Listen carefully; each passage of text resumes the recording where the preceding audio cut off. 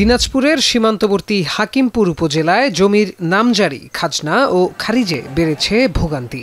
দীর্ঘদিন ধরে উপজেলার সব কয়টি ভূমি অফিসে ধর্ণা দিয়েও সমস্যার সমাধান না পাওয়ায় জমি বিক্রি করতে পারছেন না ভুক্তভোগীরা। প্রয়োজন সত্ত্বেও জমি বিক্রি করতে না পারায় বিপাকে পড়তে হচ্ছে অনেক পরিবারকে। খাজনা দিতে গেলে মানে এক খতিয়ানে যতগুলা জমি আছে সবগুলা খাজনা কাটে নিচ্ছে। চেক পাচ্ছি না, খাজনা দিতে পারতেছি না, খাজনা দিলে আংশিক নিচ্ছে না, গোড়ারায় নিচ্ছে। 4 থেকে 5 মাস অফিস আদালত ঘুরতে ঘুরতে হয়রানির শিকার। ইউনিয়ন মহোদয় সমস্ত দপ্তরগুলো দেখে, আমাদের স্টেল মহোদয় না থাকার কারণে আমাদের এই ভোগান্তিটা।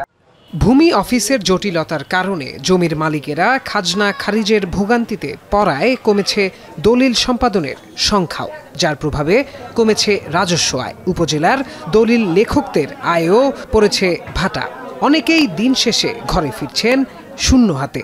সার্ভারের ত্রুটির কারণে এবং আমাদের এখানে এসিল্যান্ড না থাকার কারণে খাজনা খারিজ এবং অসুবিধা হয়, আমাদের দলিলপত্র কম হচ্ছে। সপ্তাহে 10টা 8টা দলিল করি, এই 10,000 15,000 এরকম কামাই করতে হয়। এখন এই অবস্থায় 2টা দলিল করা খুব কষ্টকর হয়ে গেছে। মাসে আমাদের 60 থেকে 70টা দলিল এখন হচ্ছে, আমাদের দেওয়ালে পিঠ হয়ে গেছে। হাকিমপুরে 2022 সাল থেকে 2024 সালে তুলনামূলক চিত্র বিশ্লেষণ করে আমরা দেখতে পাই আমাদের দলিলের সংখ্যা অনেকটা কমে গেছে। দলিলের সংখ্যা যদি বৃদ্ধি পায়, আমাদের রাজস্ব অনেক বেশি বৃদ্ধি পাবে।